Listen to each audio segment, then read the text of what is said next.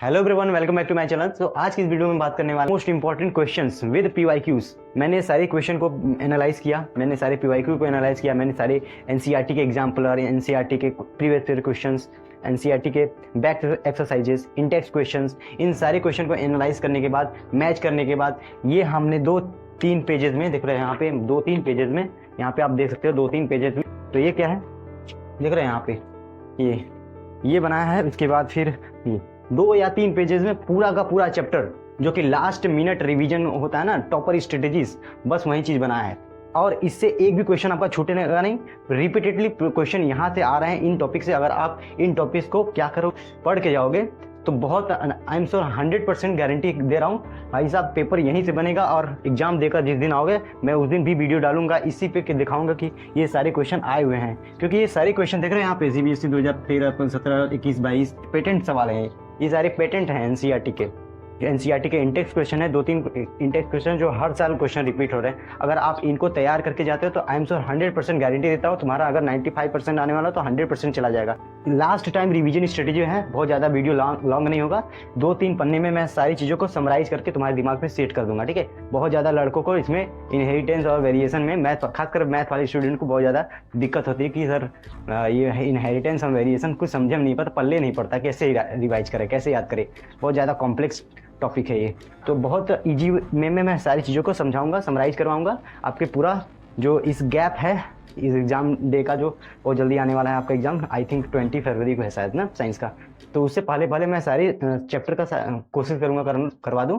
लेकिन अगर ये मोस्ट डिफिकल्ट चैप्टर का मैं ले रहा हूँ भाई साहब, अगर मैं आपको पूरा डिटेल में पढ़ना है तो मेरे प्लेलिस्ट में जाके सारी केमिस्ट्री का भी बना रहा हूँ, ठीक है। अभी शुरू ही किया हूँ। और हो सके तो आप अपने दोस्तों को एक वीडियो को शेयर करने की कोशिश करो यार। हो सकता है आप लोगों में से कई सारे स्टूडेंट को लग रहा होगा कि सर मैं एग्जाम में फेल तो नहीं कर जाऊंगा, सर मेरा बहुत डर लग रहा है, बहुत नंबर कम आ रहे हैं, प्री बोर्ड में बहुत अच्छे नहीं गए हैं, मैं साल भर पूरे पढ़ाई नहीं किया था अच्छे से। अब कुछ लास्ट मिनट में ऐसा कुछ बता दो कि पेपर यहीं से बनेगा और कहीं से नहीं बनेगा। और जो टॉपर स्ट्रेटेजी होती है ना, लास्ट टाइम रिवीजन, बस वही हैक है भाई साहब। यही लास्ट में बना के रखे रहते हैं टॉपर, लास्ट दिन रिवीजन करेंगे। पूरा किताब नहीं पढ़ने जाते कि एक एक लाइन अंडरलाइन करेंगे तो फिर हमारा हो जाएगा, फिर ऐसा कुछ नहीं होता है। ये जो टॉपर स्ट्रेटेजी होती है ना, कि हमें कौन कौन से इंपॉर्टेंट चैप्टर हैं, कौन कौन से इंपॉर्टेंट क्वेश्चन हैं, जो कि आए हुए क्वेश्चन है, वो हमें करके जाना है। तो यही सारी इंपॉर्टेंट क्वेश्चन है जो कि हमने अपने एक्सपीरियंस से बनाया है, ये सारी चीजें, ठीक है। बाकी जो बच्चे डर रहे हैं कि हम फेल तो नहीं हो जाएंगे, भाई सब तुम फेल नहीं हो सकते भाई, सीबीएसई बोर्ड में नहीं फेल हो सकते तुम, ये यकीन मानो, ठीक है। अपने आप पे विश्वास करो और ट्रस्ट करो। ये जो कंटेंट है भाई साहब अलग लेवल का है। तुम अगर पास होना चाहते हो, सबसे पहली बात, ये जितने भी क्वेश्चन कराए जा रहे हैं, पूरा क्वेश्चन को अपना तैयार कर लो, ठीक है। इससे बाहर वो इस चैप्टर से नहीं बनाएगा, इससे बाहर मैं फिर बोल रहा हूँ नहीं बनाएगा भाई साहब, इसी में बनाएगा। अगर तुमको लगता है कि तुमको इससे थोड़ा सा बाहर आ रहा है तो यही सब क्वेश्चन, तुम्हें थोड़ा वो दिमाग है तो यहीं सब लिख दो, यहीं से जाके एक भी क्वेश्चन छोड़ना नहीं भाई साहब। पूरा के पूरा क्वेश्चन पेपर में कोई सा भी क्वेश्चन छोड़ना नहीं चाहिए सीबीएसई में, क्योंकि इसमें स्टेप मार्किंग होती है। आपको कभी ना कभी एग्जामिनर क्वेश्चन दे ही सकता है। अब ज्यादा बकवास नहीं करते हैं, अपने टू द पॉइंट पे आते हैं। हमें इस चैप्टर को क्विक रिवाइज कर लेना है, क्विक समरी के तौर पे 2-3 पेजेस में, ठीक है। तो सबसे पहले हम बात करेंगे यहाँ पे हेरिडिटरी। तो हेरिडिटरी क्या होता है सर? हेरिडिटरी क्या होता है? एक प्रोसेस होता है, ठीक है, जिसमें जेनेटिक ट्रेट्स या करेक्टर पास होते हैं फ्रॉम पेरेंट टू ऑफस्प्रिंग। देखो, ये ट्रेट या करेक्टर क्या होता है, जिसे बोल सकते हैं चरित्र, ठीक है। ये क्या होता है? जैसे आप लोगों ने देखा होगा कि अगर कोई गांव में बच्चा पैदा होता है तो ऐसा लगता है कि ये मम्मी पे गया है या पापा पे गया है। तो उसके जो eyes, ear, nose colour, hair, body colour, shape, size, ये सारी चीजें जो होता है, हाइट, ये सारी चीजें जो होती हैं ट्रेट होती हैं, ठीक है, करेक्टर होती हैं। और ये करेक्टर होते हैं 2 टाइप की। कौन कौन से? एक्वायर करेक्टर हो सकते हैं, ठीक है, एक्वायर करेक्टर या जो नॉन इनहेरिटेबल होते हैं, और एक होते हैं इनहेरिटेबल, ठीक है। इनहेरिटेबल का मतलब एक जनरेशन से दूसरे जनरेशन में ट्रांसफर हो सके, तो ऐसे करेक्टर को बोलते हैं इनहेरिटेबल। फॉर एग्जाम्पल यहाँ पे देखो, eye colour, hair colour, body से बॉडी कलर भी हो सकता है, जैसे ब्राउन हो सकता है, ब्लैक हो सकता है, जैसे फेयर हो सकता है, व्हाइट हो सकता है।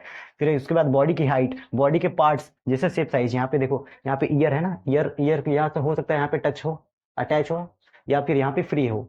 तो ये जो करेक्टर होते हैं वो ट्रांसमिट होते हैं। तो ऐसे करेक्टर जो ट्रांसमिट होते हैं from one generation to another generation, तो इस टाइप के करेक्टर को हम बोलते हैं क्या?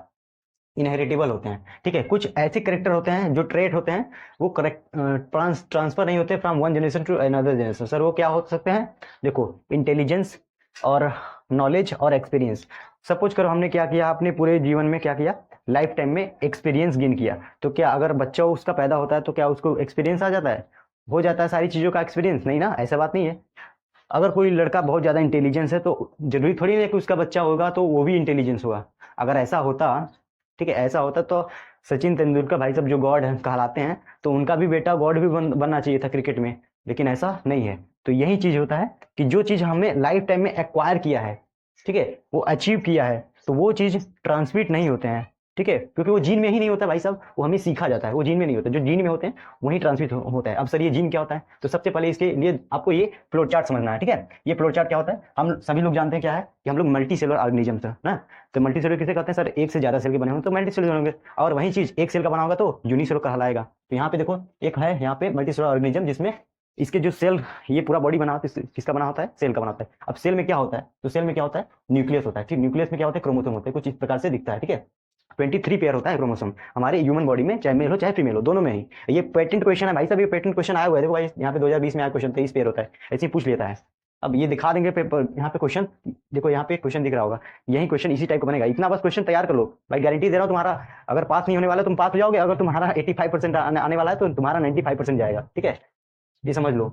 और यहाँ पे देखो क्रोमोसोम है, क्रोमोसोम इस तरह से दिखता है। अब फिर उसके बाद क्रोमोसोम में क्या होता है, डीएनए होता है, और डीएनए में क्या होता है, जीन होते हैं। अब सर ये डीएनए जो होता है डीऑक्सीराइबो न्यूक्लिक एसिड, इसका भी फुल फॉर्म भी पूछ सकता है, इसका डेफिनेशन भी पूछ सकता है, क्रोमोसोम का डेफिनेशन भी पूछ सकता है कि क्या होता है chromosome, what is DNA, what is gene. तो इसका डेफिनेशन तैयार कर लो, एक एक नंबर का अगर क्वेश्चन आता है तो पूछ लेते। देखो सीबीएसई ने 2016 में पूछा, 17 में पूछा, इसका डेफिनेशन बेस्ड क्वेश्चन देख रहे हैं, यही सबसे तो क्वेश्चन आ रहे हैं। देखो यहाँ पे 13, 17, 21, 22, ये इस पे दोनों पे डिफरेंस पूछ लिया था कि कौन से करेक्टर ट्रांसमिट होते हैं, कौन कौन से नहीं होते। आपको यहाँ पे स्क्रीन पे दिख रहा होगा, ऐसे क्वेश्चन, ऐसे क्वेश्चन बन रहे हैं, ठीक है। अब देखो यहाँ पे, फिर देखो इस डीएनए में, डीएनए का एक पार्ट, छोटा सा पार्ट, ये छोटा सा सेगमेंट को हम बोलते हैं जीन। हालांकि इन्होंने फैक्टर बोला था किसने, मेंडल साहब ने, अभी थोड़ी देर बाद उनको पढ़ेंगे। मेंडल को भाई पता नहीं था कि जीन क्या होता है, तो इन्होंने सिंपली कुछ ऐसा चीज होता होगा जिसे हम बोल दिया फैक्टर, उन्होंने बोल दिया था फैक्टर्स, ठीक है। फिलहाल यहाँ पे देखो जीन क्या होता है, एक पार्ट होता है डीएनए का, इस डीएनए पे जीन जो होता है पार्ट होता है, और यही जीन क्या करता है, कंट्रोल करता है किसी प्रोटीन के सिंथेसिस में, ये एंजाइम के सिंथेसिस में, ठीक है। यही जीन पे सारी चीजें लिखी होती हैं, इंफॉर्मेशन लिखी होती है कि कौन से करेक्टर ट्रांसमिट होते हैं अपने पेरेंट जनरेशन से नेक्स्ट जनरेशन में, ठीक है। जैसे अगर बॉडी की हाइट कितनी सेंटीमीटर होनी चाहिए, कितनी लेंथ होनी चाहिए, बॉडी के कलर क्या होनी चाहिए, बॉडी की हेयर की साइज क्या होनी चाहिए, कर्ली हेयर होगी कि स्ट्रेट हेयर होगी कि ब्लैक हेयर होगी कि ब्राउन हेयर होगी, ये सारी जो इन्फॉर्मेशन लिखी जाती है इस जीन पे लिखी होती है। और यही जीन क्या होता है, ट्रांसक्राइब होता है, ट्रांसलेट होता है, ट्रांसलेट जिसे बोलते हैं ना, तो ट्रांसलेट होता है तो उस टाइप की प्रोटीन बनती है, एंजाइम बनती है, तो उसको एक्टिवेट करती है, तो उस टाइप के जो इंडिविजुअल होते हैं उसमें करेक्टर आ जाते हैं, ठीक है। वो समरी के तौर पे कि जो भी करेक्टर लिखे जाते हैं, ट्रेट के इंफॉर्मेशन होती है, वो जीन में होती है। अब ये जीन कैसे ट्रांसफर होती है, ये जीन चूंकि रखी जाती है डीएनए में, डीएनए रखा जाता है क्रोमोसोम में, क्रोमोसोम रखा था न्यूक्लियस, और न्यूक्लियस रखा जाता है सेल में। अब ये सेल हमारी बॉडी के कई सारे सेल्स हो सकते हैं, हो सकता है नर्व सेल हो सकता है मसल सेल हो सकता है न्यूरॉन हो, ठीक है, हो सकता है किडनी के सेल हो, नेफ्रॉन हो। तो इन सभी में करेक्टर रहते हैं, लेकिन एक्सप्रेस नहीं होते हैं। एक्सप्रेस कहाँ होंगे, जहाँ पे उसकी नीड होगी, ठीक है। तो हमारे एक सेल होता है जिसे एक स्पर्म, ठीक है, स्पर्म आपका नाम सुना होगा, एक ओवम, ठीक है, फीमेल बॉडी में ओवम और स्पर्म मेल बॉडी में होता है, ठीक है। यही स्पर्म और ओवम जिसे हम बोल सकते हैं गैमीट, ते कहाँ पे हैं, हमारे टेस्टिस में बनते हैं, स्क्रोटम में। तो टेस्टिस रखा जाता है स्क्रोटम में, और उसमें बनता है क्या, हमारा स्पर्म। अब ये स्पर्म क्या होते हैं, गैमीट होते हैं, ठीक है। वो जर्म सेल क्या होते हैं, इस तरह से आप यहाँ पे देख सकते हो, एक फीमेल बॉडी होता है, सॉरी एक मेल बॉडी होता है, एक फीमेल बॉडी होता है। मेल बॉडी में से फीमेल बॉडी में ये जो सेल होता है वो जाता है due to in the form of sperms, ठीक है, वो इजैकुलेशन या हम बोलते हैं सेक्सुअल इंटरकोर्स के दौरान जाता है, ठीक है। आपने रिप्रोडक्शन चैप्टर में पढ़ा होगा, ठीक है। यहाँ पे देखो एक बॉडी से दूसरे बॉडी में ट्रांसमिट हो गया, तो ऐसे रिप्रोडक्शन को बोलते हैं क्या, सेक्सुअल रिप्रोडक्शन, जिसमें दो पेरेंट का इन्वॉल्वमेंट होता है, तो उसे बोलते हैं सेक्सुअल रिप्रोडक्शन। देखो ये रूल्स होते हैं इनहेरिटेंस के, कैसे इनहेरिटेंस पहुंचता है, ये सारे जो करेक्टर पहुंचते हैं एक बॉडी से दूसरे बॉडी में, यानी एक प्रोजेनी से दूसरे प्रोजेनी में कैसे पहुंचते हैं, ये बताने की कोशिश कर रहा हूँ। देखो ये मेल होता है, ये फीमेल होती है, इसमें 23 पेयर क्रोमोसोम होते हैं, जिसमें से 22 पेयर्स यानी कि 44 वो ऑटोसोम होते हैं, ठीक है, वो दोनों सेम रहते हैं, ठीक है। ऑटोसोम होते हैं जो दोनों सेम रहते हैं, मेल में भी वही रहता है, फीमेल में भी वही रहता है, बस चेंज कहाँ पे आता है, इस सेक्स क्रोमोसोम में आता है। देखो यहाँ पे सेक्स क्रोमोसोम आप यहाँ पे देख सकते हो, ये एक्स वाई मेल में होता है और एक्स एक्स होता है हमारे फीमेल्स में, ठीक है। अब ये जर्म सेल क्या होता है सर, जर्म सेल जो सेल स्पर्म का फॉर्मेशन करते हैं उसे बोलते हैं जर्म सेल, या जो सेल ओवम का फॉर्मेशन करते हैं उसे बोलते हैं, अब वो कहाँ पे होता है, ओवरी में होता है, ठीक है, ओवा ओवरी में बनता है, तो उस ओवरी के वॉल में जर्म सेल होते हैं जो कि मदर सेल कहलाते हैं, वही चीज बनाते हैं, ठीक है, वो डिप्लॉयड होती है। यहाँ पे देखो ये क्या है, एक्स एक्स है मतलब 2 है तो डिप्लॉयड है, यहाँ पे एक्स वाई है तो ये जर्म सेल है, तो ये बनाता है हमारा गैमीट, तो ये गैमीट बनेंगे, इस दोनों क्या है, gamete in the form of sperms, जिसमें टेल होता है, इसका हेड होता है, इसमें टेल होता है, तो हालांकि वाई वाला थोड़ा सा छोटा होगा और एक्स वाला क्या होगा, बड़ा होगा, ये एनसीईआरटी में लिखी गई बातें हैं, ठीक है। और ये जो गैमीट बनाएगा, जो जर्म सेल बनाएगा, 2 गैमीट बनाएगा ओवा, जो यहाँ पे देखो ये एक्स बनाएगा, ये भी एक्स, क्योंकि मेल फीमेल के पास क्या होता है, एक्स एक्स होता है, तो एक्स एक्स ही बना पाएगा, ठीक है, और मेल के पास एक्स वाई होता है तो एक्स वाई दोनों बनाएगा। ये क्या होते हैं, गैमीट, ये दोनों स्पर्म है, ये दोनों ओवम है, तो ओवम और गैमीट क्या होता, तो गैमीट पूछ लेगा कि क्या होता है, तो ये स्पर्म और ओवम ही गैमीट होते हैं, और तो गैमीट को बनाने वाला सेल का क्या कहलाता है, जर्म सेल कहलाते हैं, ठीक है, जो कि वो डिप्लॉयड होता है, और जो गैमीट होते हैं ऑलवेज एंड ऑलवेज हैप्लॉयड होते हैं। भाई साहब हैप्लॉयड का मतलब होता है आधा, देखो इस चीज का आधा हो गया, ठीक है। अभी ये चीज आधा क्यों होता है, क्योंकि भाई साहब एक मेल से आएगा एक फीमेल से आएगा तो दोनों मिलके डबल हो जाएंगे ना, तो इसीलिए आधा किया जाता है गैमीट फॉर्मेशन के लिए, तो यहाँ पे जर्म सेल आधा होते हैं। ये क्वेश्चन भी आ चुका है, ये बात रखना, ये क्वेश्चन भी आ चुका है, अभी दिखा देंगे यहाँ पे क्यों आधा किया जाता है, क्योंकि भैया हमको क्रोमोसोम का नंबर सेम रखना है, 23 पेयर का ही इंडिविजुअल चाहिए, एक ह्यूमन का स्ट्रक्चर जो होता है वो 23 पेयर ऑफ क्रोमोसोम ही होना चाहिए, या हम बोल सकते हैं 46 क्रोमोसोम होना चाहिए, और उससे ज्यादा कर दोगे तो भैया वो एग्जिस्ट नहीं करेगा, वो ह्यूमन नहीं कुछ और बन जाएगा, तो इसीलिए यहाँ पे डिवाइड करते हैं। अब हो सकता है यहाँ पे ये एक्स स्पर्म है, इस एक्स ओवम से आके फ्यूज कर जाए, तो इन दोनों के फ्यूजन से क्या हो जाएगा, जिसे बोलते हैं फर्टिलाइजेशन, ठीक है। तो फर्टिलाइजेशन के दौरान क्या बन जाएगा, ये जाइगोट बनेगा, इसे क्या बोलते हैं, जाइगोट। तो जाइगोट क्या होते हैं, डिप्लॉयड होते हैं हमारे ह्यूमन में, ये जाइगोट बनता है, तो एक्स एक्स एक्स बनेगा जाइगोट, तो आगे चल के क्या होगा, ये जाइगोट आगे चल के क्या बनता है, एम्ब्रियो, एम्ब्रियो से फिर इंडिविजुअल बन जाता है, ह्यूमन बन जाएगा, तो ये फीमेल बनेगी, ठीक है, आगे चल के। तो फिर यहाँ पे हो सकता है ये वाला एक्स इस वाले एक्स से मिल जाए, तो इसके लिए तो यही चांस है कि एक्स एक्स ही बनेगा, तो दोनों ही क्या बनेगी, फीमेल ही बनेगी, दोनों मेल क्या बनेगी, फीमेल। अब हो सकता है ये वाई वाला इस एक्स से जुड़े, या हो सकता है ये क्रोमोसोम इससे जुड़े, तो दोनों ही केस में एक्स वाई बनेगा, यानी ये दोनों क्या बनेंगे, बॉयज बनेंगे आगे चल के। तो 50% चांस होता है कि हमारा बॉय बनेगा, और 50% चांस होता है हमारा फीमेल बनेगी, हर एक चांस 50-50 चांस होता है। अब हम ये कह नहीं सकते कि आपका अगर 10 लड़का हुआ है तो 11वां लड़का 100% आपको सोचोगे कि लड़का ही हो जाए, नहीं, ऐसा नहीं हो, 50-50 चांस होता है कि आपको जो 11वां लड़का होगा ये लड़की भी हो सकती है 50% चांस है, और लड़का भी हो सकता है 50% चांस है। ऐसा नहीं होता गांव में कि ऐसे अब तो लड़की ही होगी या अब तो लड़का ही होगा ऐसा नहीं होता, ठीक है, सिंपल है, 50-50 चांस होता है लड़की होने का भी लड़का भी होने का, ठीक है। यहाँ पे आप सेक्स डिटर्मिनेशन इन चाइल्ड आप देख सकते हो, ठीक है, 50% मेल हो सकता है, 50% फीमेल हो सकता है। अब जो एक क्वेश्चन भी ये भी पूछ सकता है, एनसीईआरटी में लिखा है कि जो हमारे ह्यूमन का जो सेक्स डिटरमाइन किया जाता है या चाइल्ड का सेक्स डिटरमाइन किया जाता है वो किस बेसिस पे किया जाता है, वो इन्वायरमेंटल हो सकता है या हो सकता है वो जेनेटिक होगा। तो भाई साहब जेनेटिक होता है, हम लोग में क्या होता है, जेनेटिक होता है, जेनेटिक सेक्स डिटर्मिनेशन होता है, इस जेनेटिक लग रहा है ना, चीजें जो क्रोमोसोम के अंदर आने लगेगी तो क्या होगा, जेनेटिक होगा। अब कुछ एक होते हैं हमारे इन्वायरमेंटल फैक्टर होते हैं, जैसे स्नेल और टर्टल्स। अब हम बात करते हैं वेरिएशन क्या होता है। हेरिडिटरी हमने पूरा समझ लिया यहाँ से यहाँ तक, ठीक है, कैसे एक ट्रेट दूसरे जनरेशन में ट्रांसफर होता है। अब ये ट्रेट जो होते हैं ट्रांसफर होते जाएंगे अलॉन्ग अ ग्रेजुअल टाइम के बाद, कई करोड़ों साल लाखों साल बाद वेरिएशन आएगी, ठीक है। यही जो ट्रेट होता है एक मेल से एक फीमेल से जो डिसिमिलरिटी होती है वही करोड़ों साल या लाखों साल बाद ग्रेजुअली वेरिएशन के रूप में आती है, और वो ही क्या करेंगे, एक नया स्पेसीज या नया ट्रेट का डेवलपमेंट करेगी, तो इसे ही क्या होता है, वेरिएशन। तो वेरिएशन क्या होता है, सिंपली प्रोसेस होता है in which organisms changes over a period of time resulting in a new trait या न्यू स्पेसीज फॉर्मेशन। तो न्यू ट्रेट या न्यू स्पेसीज फॉर्म होगा कई दिनों के बाद या कई सालों के या कई वर्षों के बाद बनेगा, ये ग्रेजुअल प्रोसेस होती है, ठीक है। ये वेरिएशन एक नंबर में आपसे यहाँ पे पूछ दिया था कि किसमें होता है, कि variation occur during the sexual reproduction या ये सेक्सुअल रिप्रोडक्शन। तो बताओ, सिंपल सी बात है, सेक्सुअल रिप्रोडक्शन में ही वेरिएशन ऑकर होने के चांसेस है। क्यों?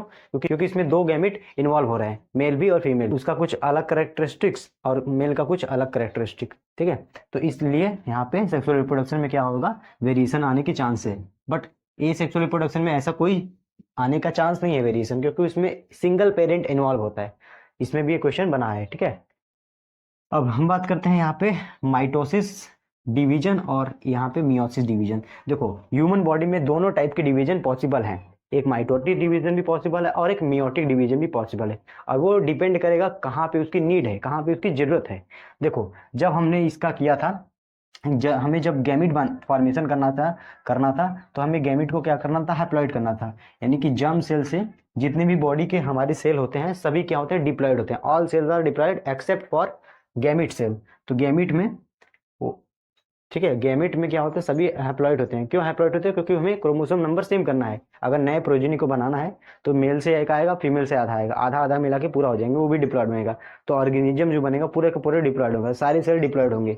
ठीक है, अब मियोसिस में क्या होता है, अगर ये 2n है तो पहली बार डिवाइड होगा तो 2n होगा, फिर दूसरी बार डिवाइड होगा तो आधा हो जाएगा, n हो जाएगा। यानी एक बार मियोसिस होगा तो 4 सेल बनेंगे जो कि सब हैप्लॉइड होंगे, मतलब आधा क्रोमोसोम हो जाएगा।